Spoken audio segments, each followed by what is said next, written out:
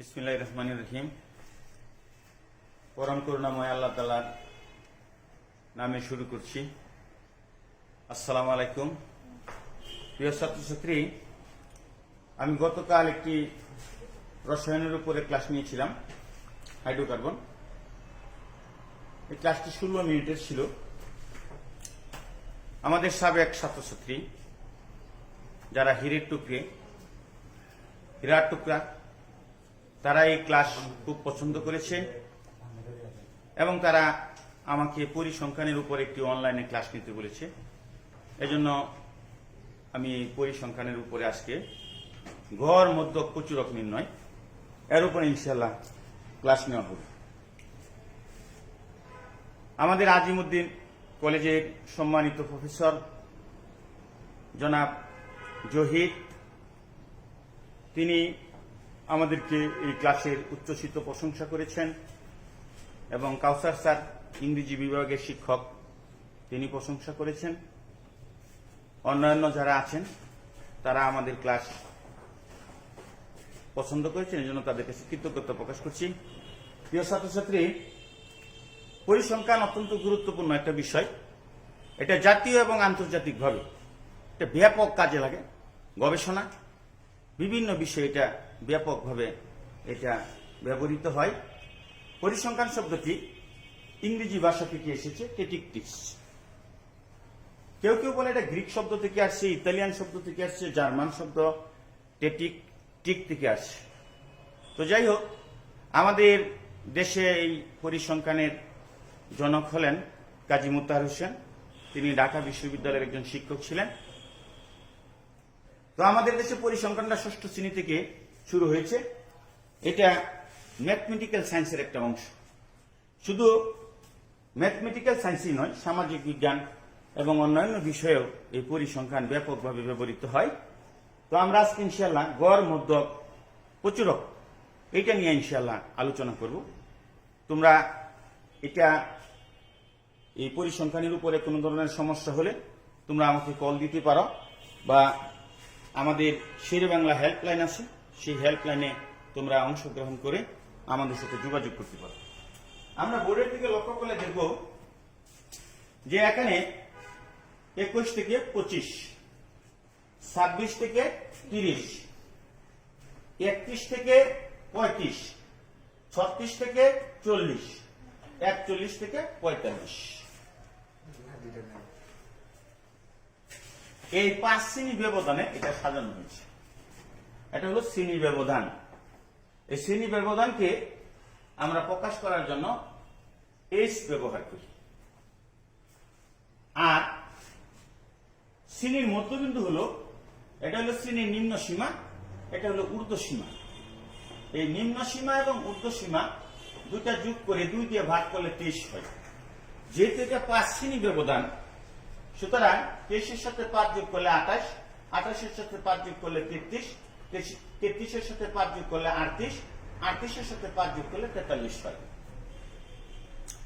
এরপর এটা হলো গঠন সংখ্যা। এখানে কয়টা উপাত্ত আছে? তো এখানে 21 থেকে 23, এই শ্রেণী ব্যবধান 5, এর মধ্যে উপাত্ত আছে 4টা। গঠন সংখ্যা এটাকে এর দ্বারা প্রকাশ করা হয়, ফ্রিকোয়েন্সি নাম্বার।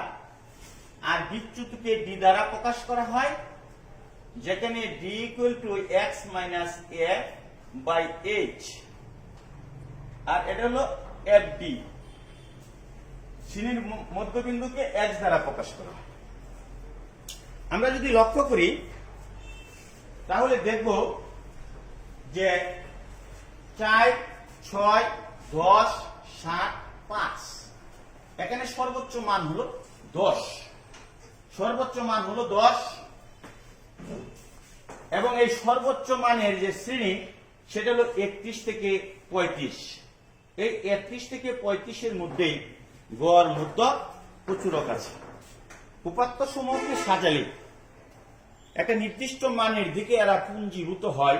এটাকে কেন্দ্রীয় প্রবণতা বা সেন্টার টেন্ডেন্সি বলা হয়। তো আমরা এই 31 থেকে 35 এর মধ্যে আমাদের গড় মধ্যক প্রচুরক হবে। তোমরা যারা 10ম শ্রেণীর ছাত্র, বা নবম শ্রেণীর ছাত্র, তাদেরকে সাধারণত সংক্ষিপ্ত পদ্ধতিতে গড় নির্ণয় করতে বলা হয়। আর সংক্ষিপ্ত পদ্ধতিতে গড় নির্ণয় করতে হলে আমাদের বিচ্যুতি অবশ্যই লাগবে। বিচ্যুতি ছাড়া সংক্ষিপ্ত পদ্ধতিতে গড় নির্ণয় করা যায় না। তাহলে এই যে তিনটা জিনিস, এটা খুবই সহজ। এগুলো উপাত্তের মধ্যে দেয়া থাকবে, কিন্তু বিচ্যুতিটা দেয়া থাকবে না। তাহলে বিচ্যুতিটা হলো যে কোনো শ্রেণী, আর এখানে এটা হলো অনুমিত গড়। এখানে অনুমিত গড়টা হলো সর্বোচ্চ শ্রেণীর যে মধ্যবিন্দু, এটাকে অনুমিত গড় বলা হয়। এটা হলো 1, এটা 1।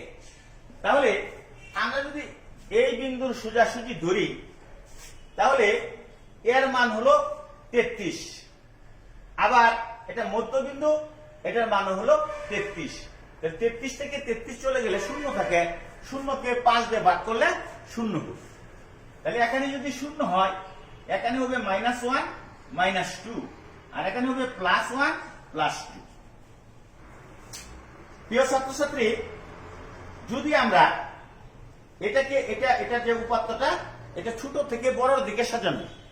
যদি এটা বড় থেকে ছোটর দিকে হতো, অর্থাৎ ঊর্ধ্ব সীমা থেকে নিম্ন সীমার দিকে হতো, তাহলে উপরে প্লাস হবে, নিচে মাইনাস। উপরে প্লাস হবে, নিচে মাইনাস। তাহলে এটা আমি একটা বের করে দেখাই, যেমন এই 2 কিভাবে বের হলো।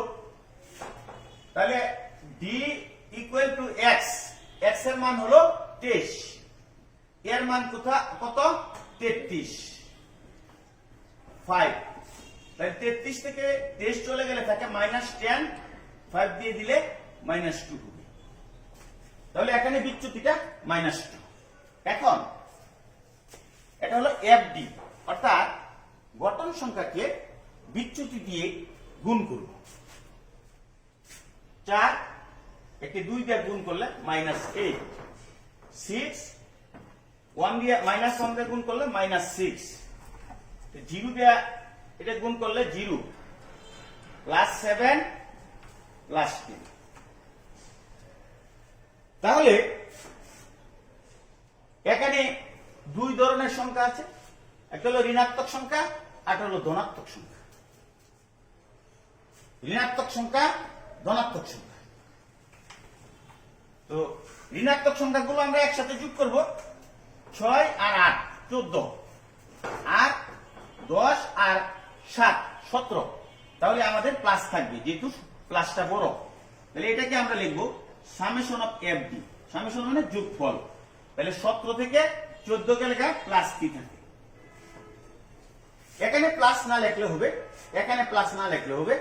কোন সংখ্যার আগে কোনো চিহ্ন না থাকলে সেই ক্ষেত্রে আমরা প্লাস ধরে নিই।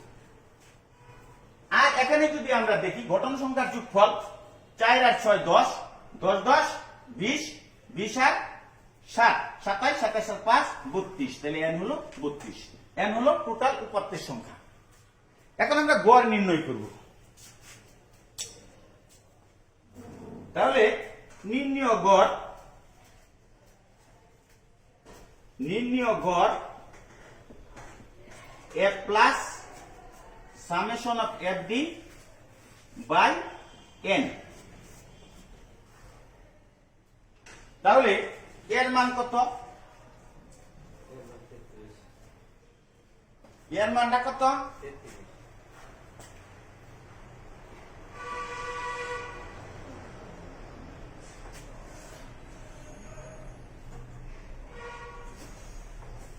এখানে h মানে শ্রেণী ব্যবধান। তাহলে এটাকে যদি আমরা দেখি, তাহলে এই ক্যালকুলেশনটা যদি উপরে করি, তাহলে 33 প্লাস h এর মান 5, 3 5 15 32। এটাকে যদি আমরা ভাগ দেই, তাহলে 33, এটা আমরা ক্যালকুলেটর ব্যবহার করব। 15 কে 32 দিয়ে ভাগ দিলে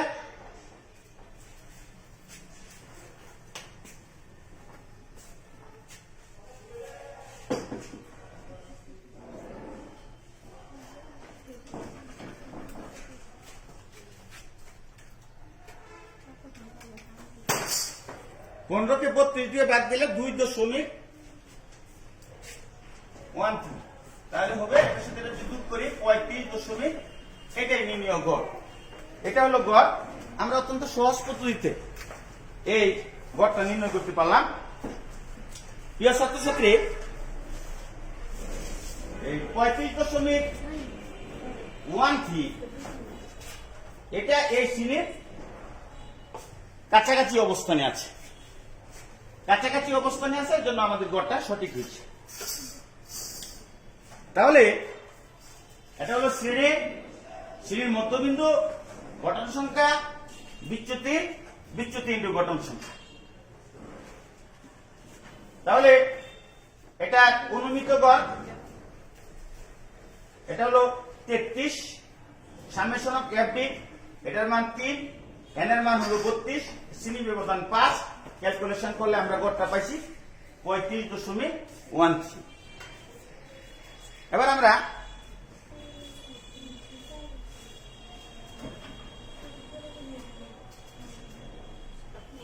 দুই 2.33 না, সরি এই জিনিসটা 2.33 হবে। তাহলে 35.3।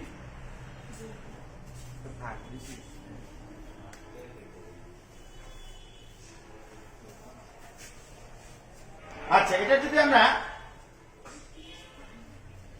প্রচুরক নির্ণয় করি, প্রচুরক, তাহলে প্রচুরকটা কত হবে? প্রচুরক নির্ণয় করতে গেলে আমাদের প্রচুরকের সূত্রটা জানা থাকতে হবে। আমরা এই শ্রেণীটা একটু মুছে দেই। প্রচুরক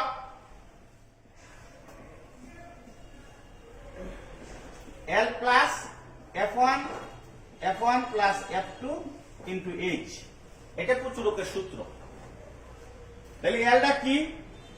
সর্বোচ্চ শ্রেণীর নিম্ন সীমা, সর্বোচ্চ শ্রেণীর নিম্ন সীমা।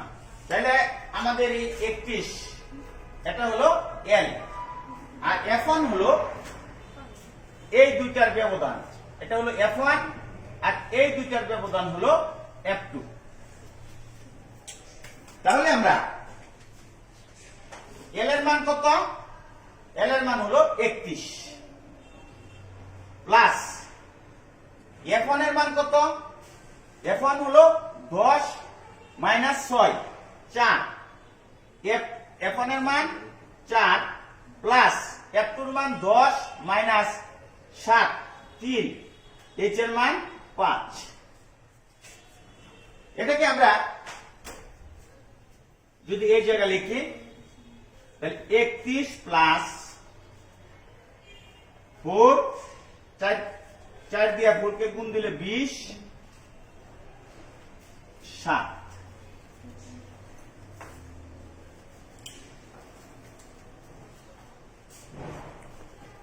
আমরা যদি 20 কে 7 দিয়ে ভাগ দিই, 20 ভাগ 7, তাহলে আমাদের আছে 2.31 প্লাস 2.85, অর্থাৎ 33.85। এটা হলো আমাদের প্রচুরক, এটা আমাদের প্রচুরক। প্রিয় ছাত্রছাত্রী, আমরা আবার একটু দেখি। আমাদের প্রচুরক নির্ণয় করতে গেলে সূত্র জানা থাকতে হবে, গড় নির্ণয় করতে গেলে সূত্র জানা থাকতে হবে, মধ্যক নির্ণয় করতে গেলে আমাদের সূত্র জানা থাকতে হবে। প্রচুরক সমান L plus F1 by F1 plus F2 into H। L এর মান হলো সর্বোচ্চ শ্রেণীর নিম্ন সীমা, এখানে 31, আর F1 এর মান হলো সর্বোচ্চ শ্রেণীর গঠন সংখ্যা মাইনাস তার আগের গঠন সংখ্যা। দরকার হলে আমরা আলাদা একটা ছক করে নিব। তাহলে 10 মাইনাস 6, 4, 10 মাইনাস 7, 3, আর শ্রেণী ব্যবধান 5। স্বাভাবিকভাবে ক্যালকুলেশন করলে 33.85 আসছে। এটা আমাদের প্রচুরক। এবার আমরা মধ্যক নির্ণয় করব। একই সমস্যার ক্ষেত্রে গড় মধ্যক প্রচুরক চাই না, কিন্তু আমরা যদি গড় মধ্যক প্রচুরক নির্ণয় করতে পারি, তাহলে খুব সহজেই আমরা একটা অঙ্কের আনসার করতে পারব। এসসিতে 7টা অঙ্ক আমাদের দিতে হয়, দুইটা অঙ্ক হলো বীজগণিত থেকে, দুইটা জ্যামিতি থেকে, পরিসংখ্যান থেকে একটা এবং ত্রিকোণমিতি পরিমিতি থেকে দুইটা। কোন চ্যাপ্টারে নির্দিষ্ট করে বলা যায় না যে এই চ্যাপ্টার থেকে একটা অঙ্ক থাকবেই, কিন্তু আমরা পরিসংখ্যান দিয়ে শিওর দিয়ে বলতে পারি, কারণ এটা সিলেবাসটা এরকম যে একটা অঙ্ক এখান থেকে থাকবেই। সুতরাং তোমরা যারা গণিতকে ভয় করো তারা যদি 3টা ক্লাস ঠিক মতো করো এবং একটু নিজেরা স্টাডি করো, তাহলে দেখবে যে তুমি অনায়াসে 10 নম্বরের আনসার করতে পারবা, এবং খুবই সহজ। তো এখন আমরা মধ্যক নির্ণয় করব। তাহলে মধ্যকের একটা সূত্র আছে, আমরা সূত্রটা সুন্দর করে বারবার প্র্যাকটিস করব। মধ্যক সমান L plus n/2 minus FC H/Fn।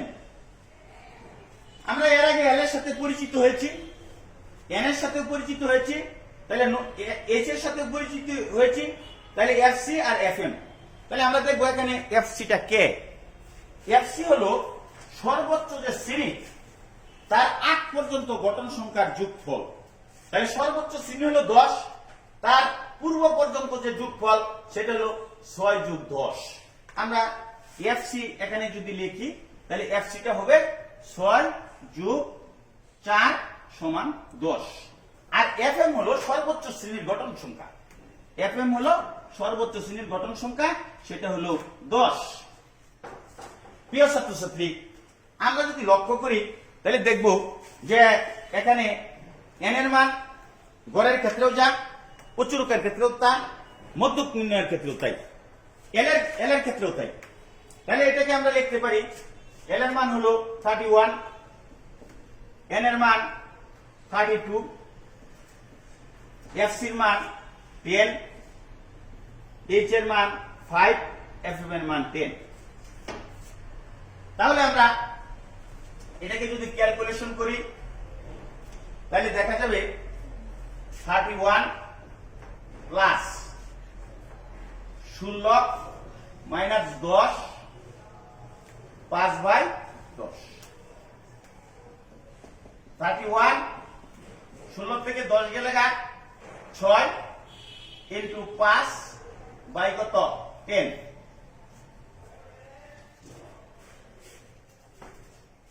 16 10, তাহলে 16 মাইনাস 10 6 ইন্টু 5, তাহলে 31 5 6 30 10, এটার বাদ দিলে 3 সমান সমান 34। তাহলে আমরা গড়, মধ্যক, প্রচুরক এই তিনটা আমরা নির্ণয় করলাম।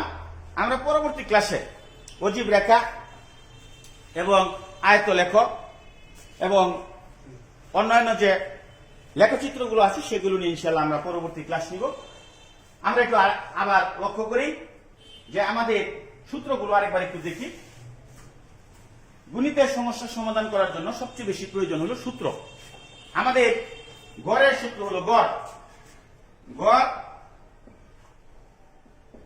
a plus summation of FD by n into H। প্রচুরক হলো L প্লাস